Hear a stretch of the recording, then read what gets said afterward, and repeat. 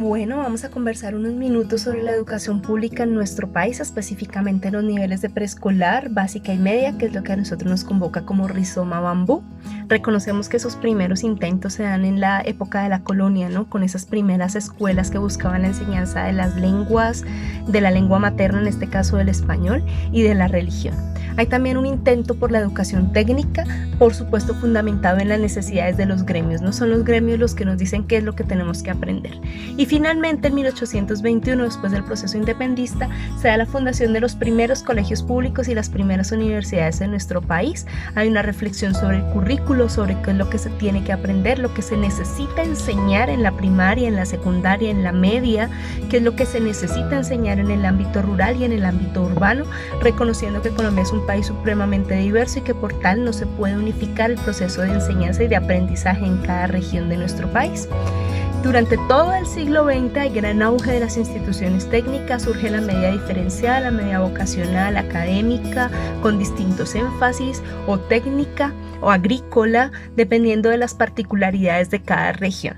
Y finalmente, en 1991, después de un proceso político muy importante, aparece la Constitución Política de Colombia. Para nosotros como Rizoma este es un momento fundamental porque la Constitución Política en su artículo 67 reconoce la educación como un derecho y además dice que la educación debe propender por un proceso integral y reconoce distintos escenarios en los cuales considera desde la Constitución se debe fomentar la integralidad de ese ser humano.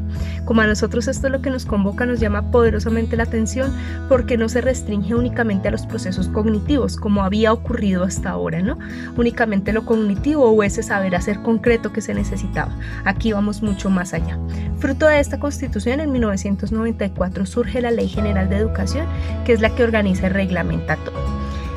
Producto de esta ley, en 1996 aparecen los lineamientos curriculares, los lineamientos de los indicadores de logro. Son ese primer gran regulador del currículo, reconocen una persona diversa, compleja, reconocen el bioaprendizaje, cada ritmo de cada estudiante, hacen una apuesta por las lecturas de las comunidades, por reconocer cada proceso de manera singular. Sin embargo, hay un retroceso para nosotros como Rizoma fundamental que se da en el 2006 cuando el gobierno nacional le apuesta por la inclusión de Colombia en la OCDE. Al incluirnos en la OCDE, pues ya la apuesta es por los estándares básicos de competencia, ¿no?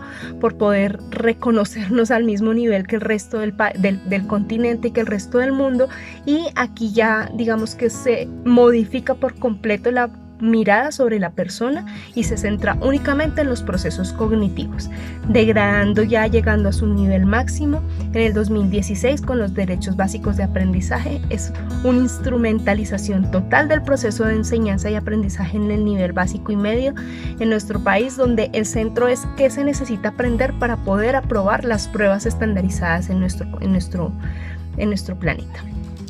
Finalmente, nosotros lo que creemos como Rizoma es que si bien estos estándares, estas estrategias que se han empleado a través de los años en nuestro país podrían ser muy valiosas, tal vez el elemento más enriquecedor fue el fruto de la Constitución, el que se dio en el 96 con los indicadores de logro curriculares, porque se reconocían la complejidad del ser humano, se acercaban de manera integral a sus propuestas y se acercaban un poco más a eso que nosotros creemos que es fundamental en la educación, que es reconocer la particularidad de cada proceso y de cada comunidad, aún más en un país tan diverso como el nuestro, ¿no?